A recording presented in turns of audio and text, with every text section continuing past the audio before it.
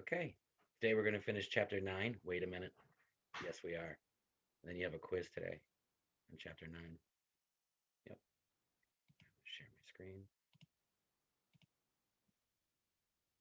All right. This is where we left off. So, basic memory strategies, mnemonics, right? There are two basic ways. You can repeat things, rote rehearsal, or you can elaborate. In early grade school, we'll just repeat information to ourselves over and over and over. We'll begin to organize by grouping related items together. This is, red things. These are furry things. And then we eventually, in the end of middle childhood, we will elaborate. We will create a relationship between information that's not in the same category. Uh, we will use efficient procedures that yield more memory gains. We'll use fewer categories like taxonomies. And then we will combine things that don't have meaning into meaningful chunks. Group things. Knowledge base and memory. It becomes increasingly more. Yes, Kayla? Sorry. I'm just at work. I wasn't sure Oh, if you had marked me present or not. gotcha. Okay, thank you. Welcome. Becomes increasingly more elaborate and better organized. Our knowledge and memory support each other. New information in an area of expertise is more meaningful to us, and therefore it's easier to store and retrieve. If Jake the Snake loves WWE wrestling, then he's going to know all the different characters, all their signature moves, right? Because he's an expert in that. And this allows us to free working memory for reasoning and problem solving. Motivated learners actively use what they know to expand their knowledge. What about culture?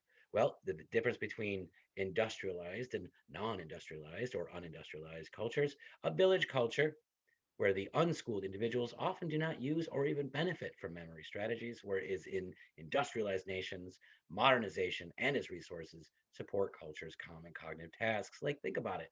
If you're raised in the country, then you're going to learn about tractors. If you are raised in the city, then you're going to learn about buses,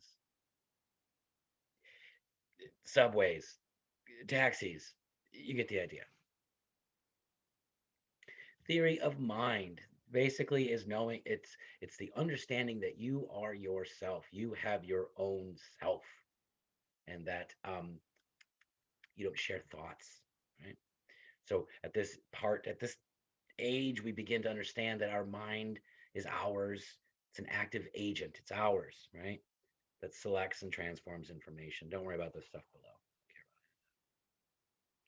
Cognitive self-regulation, so regulating your thoughts, right? Continuously monitoring your progress toward a goal. You're evaluating and you're redirecting your efforts.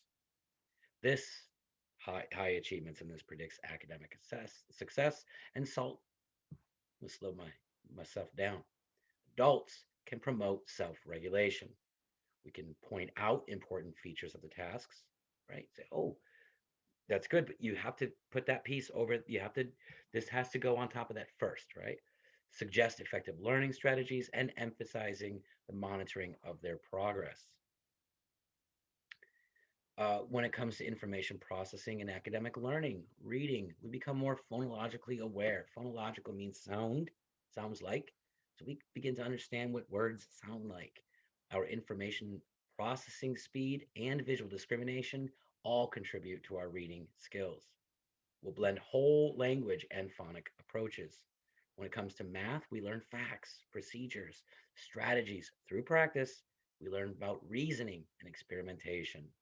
And of course, our culture, depending on what culture we are in, will support learning more or less dependent on our language and right down to our systems of measurement. Intelligence testing, IQ becomes more stable around the age of 6. So a lot of fluctuation until, or at least I should say, there's some more fluctuation prior to the age of 6. We could do a group administered test, and this is good for instructional planning, where we are also able to identify students who need further evaluation, or we can use individual tests, and these are more often used. We can identify the highly intelligent and also those who have learning issues. We'll have trained examiners that consider the child's answers and the behaviors, which provide insight about the score's accuracy. Like you think about it, if you got this kid who you suspect has a, a normal to high intelligence and they score very low, well, what's going on when they're doing it, or what's going on around the situation? So the two tests that are most common are the Stanford Binet and the Wechsler. Okay, other efforts to define intelligence. Sternberg's triarchic theory identifies three kinds of intelligence: the analytical, the creative, and the practical. The analytical intelligence is used to define, strategize, implement, and evaluate. Creative intelligence is used to transfer skills that we have to new situations. Practical intelligence is adapting to changes and new environments. Then there's the Gardner theory of multiple intelligences. And basically, the idea was that these are non IQ abilities, such as like emotional intelligence, um, physical, like athletic intelligence, that kind of thing, artistic. So, where does intelligence come from? Everything about who we are comes from our genes and our environment, the nature and nurture. Adoption studies confirm that both nature and nurture influence our intelligence. Um, there are ethnic differences seen in intelligence, but that is due to environmental influences. We see this especially in impoverished environments. There's dramatic generational rise in IQ that supports also the role of environment, not genetics, because we're passing the same genes on. So that means why are we getting smarter? This is called the Flynn effect. So every generation is exposed to different experiences. I don't know a better way to describe it. Like based on our education, on our health, what we're exposed to technologically, like the TVs, the computers, the internet. Even our jobs are more cognitively demanding than they used to be. Right now, most now many jobs more than ever, degrees are required for some jobs. So again, the Flynn effect is where, and this is evident in at least 30 nations that's been studied, especially in the industrialized and developing nations. Uh, we see that there's a great gain in intelligence generation after generation. So if you were to take an IQ test that was developed, say, 40 years ago, you would score much higher than if you took an IQ test that was developed this year. The gains are specific in spatial reasoning, and these are assumed to be genetic, though. Forgive me. The gains in spatial reasoning are assumed to be genetic, not environmental. What about cultural bias in testing? There are two views. One is that it doesn't exist, right? There's no bias and it just represents success in the common culture. The other says, yeah, there are cultural influences that affect test performance, right down to our language and communication styles. Even having prior knowledge to test taking procedures. And then lastly, there's the stereotype threat, right? If I'm a member of a minority in a particular culture, I'm not going to identify with um, being capable, right? So, for example, what we're going to learn later, you'll see the differences in math performance internationally, where the United States stands. Our communication styles. Ethnic minority parents with less education collaborate, or sorry, they communicate with a collaborative style. We're going to do this together. We're both going to do this, and we're going to do it in a coordinated way. Parents with increasing education has a more hierarchical communication style, kind of like what we see in schools. The parents will direct the child to carry out a task, and then the child works independently. How do we reduce cultural bias in testing? We can combine the test scores they receive with the assessment of adaptive behaviors. Culturally relevant testing procedures, meaning if you're giving a kid if you're giving a kid an IQ test and it makes mentions of like I don't know plows and different kinds of farming equipment, they don't know what that is. And if you give a kid up here IQ test that has items in it that mention trams and different subways and the A train, and they're not going to know what that is. So they're going to misunderstand the question. They're not going to answer correctly. So we have to also counter negative impact of stereotype threat. Um, and so the stereotype threat is when a minority in a particular culture doesn't identify, loses, or has a reduction in motivation to even try. to do something because they already think, well, look, nobody expects me to succeed. So why even bother? So they use what's called a self-affirmation intervention. And so even for the poorly performing and the moderately performing, this is among African American students, they were asked to write before taking the test or whatever. Uh, it says okay, end of term grade point average. So before going through the rest of the year, they were asked to identify what are their strengths, what's really good about you. List 3 to 5 things that you really think that are top notch, that you might have an edge on others. And what they found was by just having the affirmation intervention, it improved their performance because it combated that stereotype threat. Vocabulary and grammar. Our vocabulary during this middle childhood increases fourfold, on average 20 new words per day. What contributes? Reading a lot. We become more precise with our words, and we start to appreciate double meanings and subtle metaphors. So we like to use riddles and puns. This is when we start to make jokes. Like my 7-year-old daughter is starting to develop a sense of humor, right? We get to understand more subtle, indirect expressions like irony, sarcasm, double meanings. Our narratives are more organized, detailed, and expressive. So, due to our improved memory, perspective taking, and conversation with adults, styles influenced by adults in their lives, are they topic focused or topic associating styles? And that's not important. Bilingual development, so learning 2 languages, especially beneficial during the sensitive period of development. So when we're fast mapping, when we're starting to develop all right now, this is it.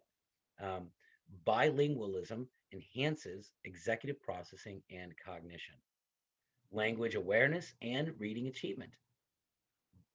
Bilingual education is more involved in learning and it's easier to acquire a second language as a result.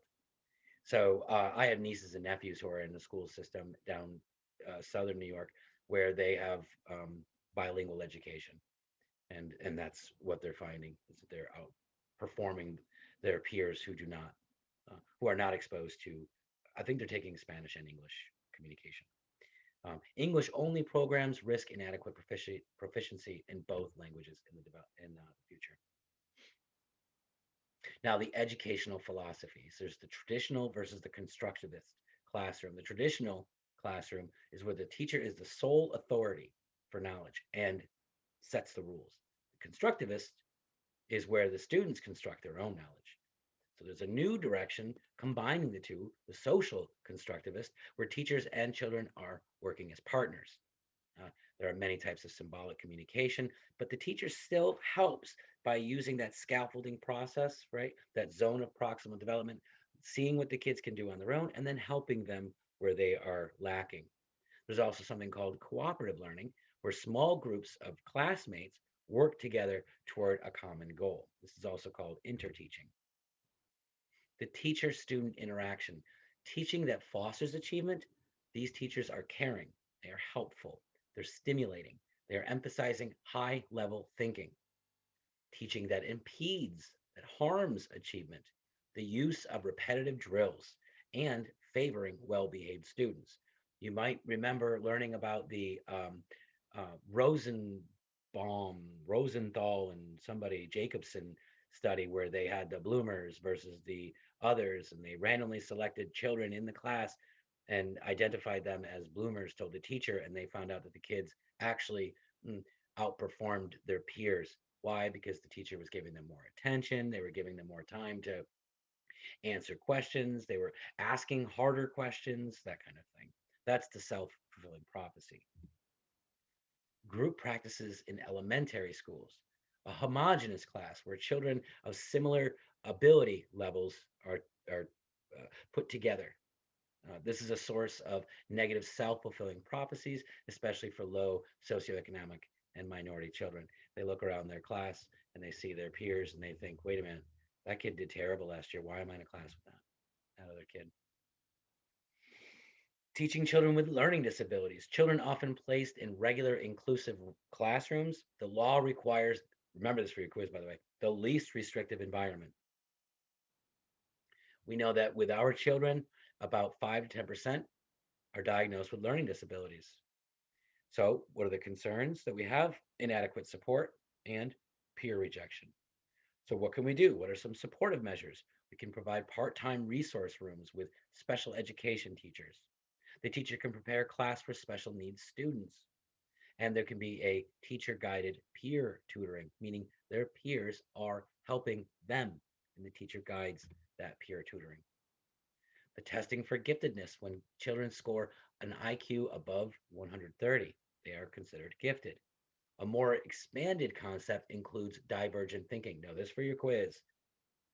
Divergent thinking is when you generate multiple unusual possibilities, and this essentially is tapping creativity. Convergent thinking is when you are generating a single correct answer, and this is emphasized especially on intelligence tests. So here's an example of a child exhibiting divergent thinking. The child was tasked with uh, drawing as many things they possibly can using 1, 2, 3, 4, 5, 1, 2, 3, 4. These 20 circles are all there for them already. They just have 20 circles. And they say, draw as many things that you can uh, using these circles. So this is an example of divergent thinking. So you got like, I don't know, like a devil looking guy, girl, whatever, and then you got a cyclops, and then you got a pumpkin, and then a ring, and then braces are beautiful, and then a wheelchair, and then the earth and the stop. I like the stop, wait, and go thing. I like that. It's pretty separate. That's cool. Then you got, I don't know if that's supposed to be Jupiter. Then you got roll it. All right. Does anybody know what that roll it is? What is that supposed to mean? Anybody?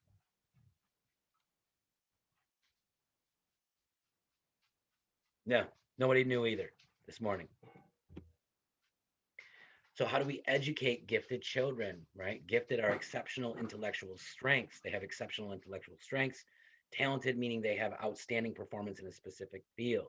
So, the educational approaches could be to enrich the regular classrooms, pull them out for special instruction, move them to a higher grade, develop a multiple intelligences model. So, when we look at cultural variations in education, the United States performs below international averages. Why? Because we have less challenging teaching. They are test based on the tests are based on accountability. There's variability in teacher training and teaching salaries. There's large socioeconomic inequalities, whereas in Finland and Asia, including Japan, Korea, and Taiwan, they have a nationally mandated curricula, nationally mandated teaching practices. Their teachers are highly trained in Asia. Also, they're well paid. They teach initiative, problem solving, and creativity in Finland. And the culture values effort overall in Asia. And so when we look by country, here's the United States way down here, right? Top is China, Shanghai, then Singapore, then China, Hong Kong, then China, Macau. Okay. I've experienced this actually. So like at my school we had a lot of international students and they would give us a math test and like in algebra and these kids were in my class and they would be like, "Oh yeah, we learned that in like 5th grade." And they'd come in here, we'd have like a time test, it'd take like the whole class, they'd take like 5 minutes and bring their paper up to the teacher and the teacher would be like, "Are you sure you're done?" And then they would get like 100. Yeah. Yeah. I, I've witnessed that not when I was in school, not in grade school or high school. When I went to college, I witnessed that. Yeah. Yep. I'm going to stop recording. Before I do, I'm going to tell you that the quizzes are going to go up a little bit later today, probably around 5, and then they'll close midnight on Monday. Trish, do you have a question? I don't have a question. I just, my kids are all out of school now and they went to school down south and it was all about EOGs, end of grade testing. And they had these kids all stressed out all semester long, all year long about EOGs. And then when we moved up here, we heard about regents, which, if I understand correctly, is basically the same thing. It's a big test and it's Yes. state run, and Yes. the teachers spend Oh so yes. teacher salaries and teacher reviews and all that stuff is based on how their students do on these tests. Oh, I didn't know that. Well, they are down there. I don't know about up here. Yep. Mm. And the teachers also like your success was based off how well